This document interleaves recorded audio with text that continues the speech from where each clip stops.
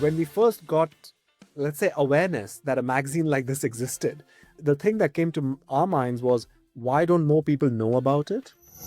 We are really interested in the history because the now and the current is covered quite well, in my opinion. The past informs, for me, the future. How much is our daily life going to change in the next 5, 10, 25 years because of what you all and others are creating right now from a technological standpoint? All right, welcome everyone to another tennis worthy podcast. And certainly our guest today, very worthy of being here, Amit Sood, who runs Google Arts and Culture.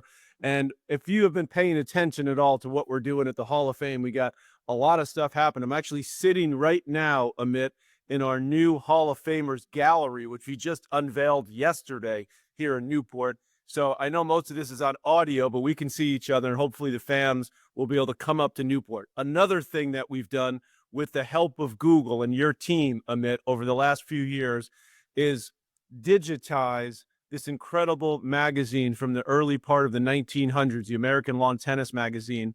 And you all at Google helped us digitize all the magazines that we've been holding here at the Hall of Fame Museum. So first of all, I want to thank you and your team for doing that for us, because absolutely phenomenal what you did. We'll tell people how they can see it, of course. But I want you to tell us, first of all, about Google Arts and Culture. You're the man running the show there, how that started, and how then eventually morphed into participating in something in the world of tennis. So thank you for joining us, and give us a little background on that, please. Thank you so much, Patrick, and really happy to be, on this show. Appreciate the invite. So, to get started, I'm in awe of what the International Tennis Hall of Fame is doing in general. And before I get into that, I'll just talk about Google Arts and Culture. I think, we are a nonprofit initiative within the company here, and our aim is to provide access and information to cultural topics around the world, but primarily partnering with museums, archives, foundations. We started off doing mostly programs with the MoMA, the Tate, the British Museum, Getty, and this was really to digitize artworks and allow anybody who had a phone or a computer to get access to these. And that was around 12 years ago or so. But since then, Google Arts and Culture has been providing its technology and capabilities to non-visual art organizations. And I think sports history is such a fascinating cultural topic that we started investing in this idea of telling people about sports history, because it can help inform the future generations, but also get people who may not know much about the cultural significance of the sport excited. And that's, to be honest, how we joined forces with you and your teams at the International Tennis Hall of Fame. It was so cool being at the unveiling, which we did at Google headquarters in New York City. You're based in London, so you were incredible to show up there. We appreciate that, and we had a big team from the Hall of Fame there. But not only did I meet so many people from, as you mentioned, some of the biggest museums in the world about that attended this, but it was also cool to hear about the history of how you got into sports, because it was in Australia, I believe, where you first heard from the Australians, because tennis, Australian tennis is a huge part of Hall of Fame and tennis history, and I go there every year for the Australian Open, and they are tennis mad and a sports mad country. So tell our listeners how that got started, and how it was for the Australians that said, "Hey, you should look into one of the biggest sports in Australia." How did that happen? Yeah, so while we were bringing on, let's say, performing arts archives, visual arts archives, allowing people to zoom into artworks, learn about artworks, we traveled over to Australia to meet museums there. Some amazing art collections in Australia, absolutely beautiful. And we ended up talking to various people, and they told us, well, we do love art, but we love sports more. And don't you think sports deserves the same treatment that you've given artworks in terms of storytelling, preservation, and digitization? And so we said, sure, we would love to do sports history. And I think that's when I got taken to, the journey of what sports means to a nation like Australia. And of course, being, both a tennis and a cricket fan, it started with tennis and cricket, but then I got into, Australian football, I got into swimming, I got into, this whole concept of a nation that has a cultural passion for sports. So Australia, Brazil, Mexico, various other countries started asking us to talk about their sports history. Amazing. And Australian history and cricket is amazing, as you mentioned, in India and Pakistan, in so many countries as well. But tennis is huge in Australia, and of course all the great players from Rod Laver and Lou Hode and Inukum, all these guys that dominated tennis in the 60s, and the era when tennis went from amateur to professional. All right, let's go now to the American Lawn Tennis magazine, because it was sort of like the Sports Illustrated of tennis at that time. And of course, now everything's changed with companies like Google and Amazon and Apple and all the technology, right, that's out there. But back in from the early 1900s until 1951, American lawn tennis was really the only game in town when it came to talking about tennis, and not just the game, but also the cultural aspects of tennis. And your team at Google was able to sort of put that in a beautiful organization of different issues, different times, and how it affected women's rights, so on and so forth.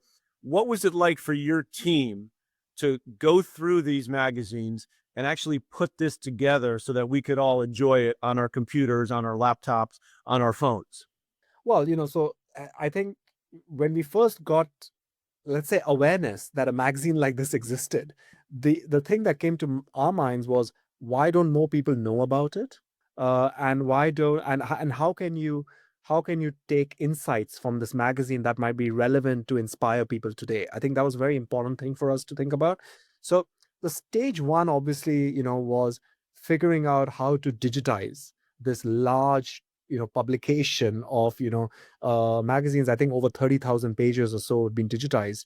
And once we started looking at what's been digitized, we were able to apply technology to understand, okay, what's talking about women's history in the 1920s, or what's talking about the history of certain equipment that's used in tennis, and the historical nature of it.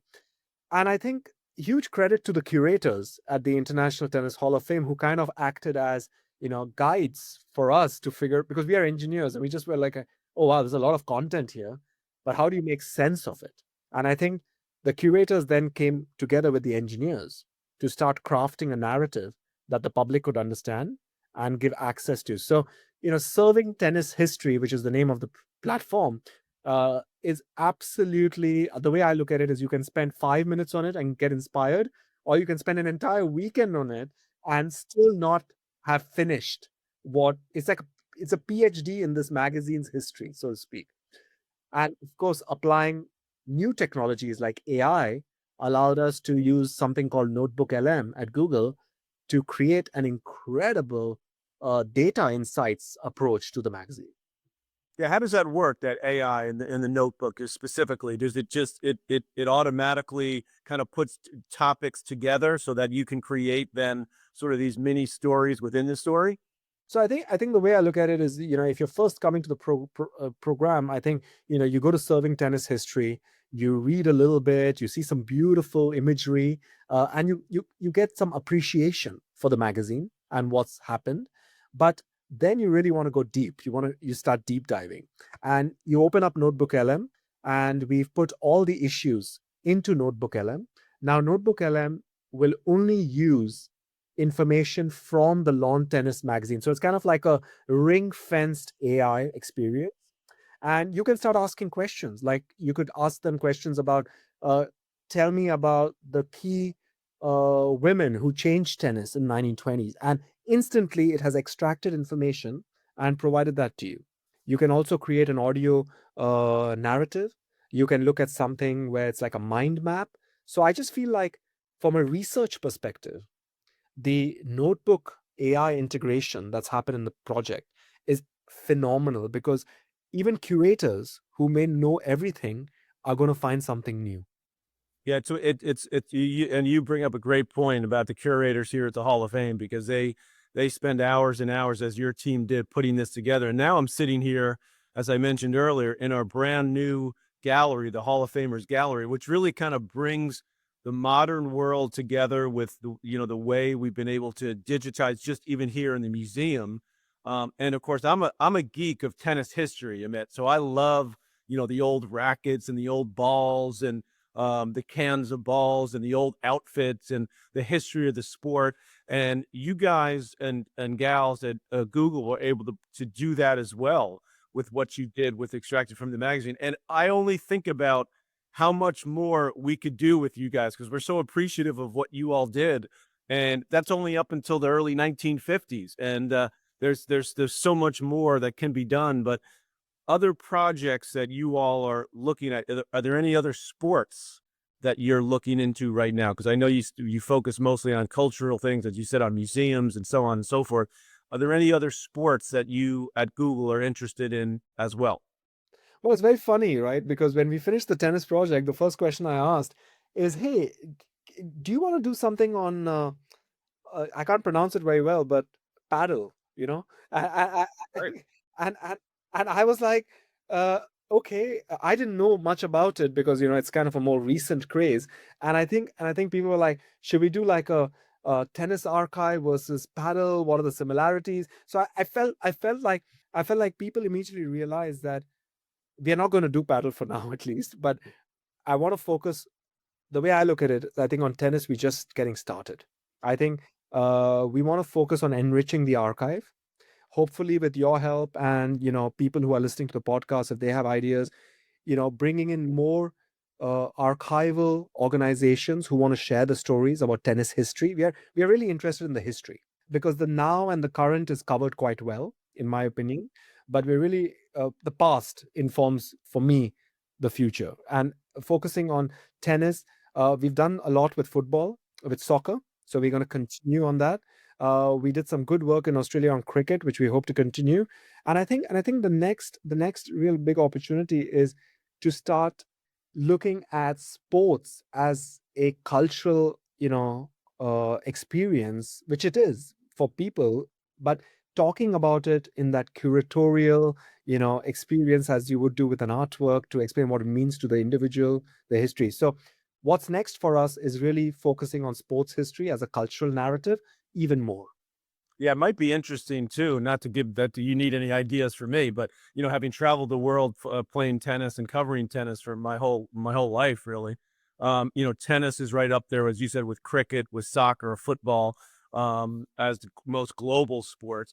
But when you think about like specific sports and specific countries, you think of Brazil and soccer, and it's almost like a religion, they say there, in certain European countries. And then there's other European countries in Scandinavia, where maybe it's skiing, maybe it's ice Yeah, hockey. exactly. But it might be really interesting to kind of dive deep in like a singular sport in a singular place. Is that something that maybe is on the map for you guys? Yeah, we definitely are looking for partners. I think the way we work is because we are not, so to speak, curatorially knowledgeable. We are more a bunch of geeks, technology enthusiasts who want to bring the worlds of technology and these stories together. So the way we work is we rely on partners such as yourself who have the knowledge, but also the archives. But I'm very keen, for example, personally, we started a small project on surfing, and I'm really keen to tell surfing history. And because surfing history is not documented very well, because it was not an organized experience in 50 years ago. So we've done a little bit on surfing history. There's a huge opportunity to do more for, I think, sports that were not very organized in the past. That's Mhm. where I think there's also something which I love in Mexico that we're being asked to do, which is to talk about indigenous sports. And these are not, let's say, global sport phenomena. Maybe not even played outside of that sort of region, right? Exactly. And so we started documenting, certain sports in Mexico that are only played in one state, but they trace their lineage to hundreds and hundreds of years back. And when I go, for example, to, let's say, India, we have sports like that are not commercial blockbusters, but are played in the rural areas and could have been the precursor to modern day sports, right? So I think sports history is very vast as an idea. I was thinking you got me thinking about tennis now because my brother actually did a show a couple of years ago that was led by Peyton Manning's team. It's called McEnroe's Places. Yeah, Peyton's Places, And one of the things was about sort of the history of how tennis began. And he actually came here to the Hall of Fame, and we did on our famous court here, where the first tennis match was ever played in the United States, was here in Newport. So we did like a kind of a version of what the game had started. It was a higher net. The rackets were a little bit different. It was before, the different measurements now that we use in regular tennis as we know it. But if you go even further back, to the French culture of the kings, and apparently that's, there's always a debate between, did tennis start in England or France, right? Because they used to call it jeu de paume. And we might have to get you guys to get into that, because there's a lot of controversy about who exactly started it. And I think that would be really cool to dive into that. Well, there's a great story on Jyotipam on the Serving Tennis History platform, and I think it's like one of those things like who invented pasta. Where did pasta come from, right? So I think the good news is the more people ask these questions, it means they're more engaged in Yes. understanding about the sport. And so I'm up for the challenge of trying to answer those questions. All right, let me ask you just generally now, because about technology, because as you said, you're a geek when it comes to technology. I pretty much know nothing other than I know how to turn my phone on, and if it doesn't, Google doesn't work, I don't know how to find out any information. But with the world changing as rapidly as it is, and you showed us a little bit in New York when we did the unveiling of the AI, it's just incredible. How much is our daily life going to change in the next 5, 10, 25 years because of what you all and others are creating right now from a technological standpoint? Yeah, well, I mean, there's so many brilliant people working across the fields of both AI and, I view myself and my team more as kind of like the bridge between the external partnerships world to get people to talk to each other. Because I think one of the things we feel with technology is that technology can be powerful, but it can be even more impactful and powerful if it's done in collaboration with artists, with museums, and with various types of partners, right? Because you get different perspectives. You don't get just a single perspective of how the technology should evolve. And so I think that's quite important to continue those conversations. I think the change is quite tremendous, but it is also one where I think the biggest beneficiary will be, I hope, learning, because one of the things, there is obviously economical aspects to new technologies, which I'm not going to cover because I'm not very qualified over there.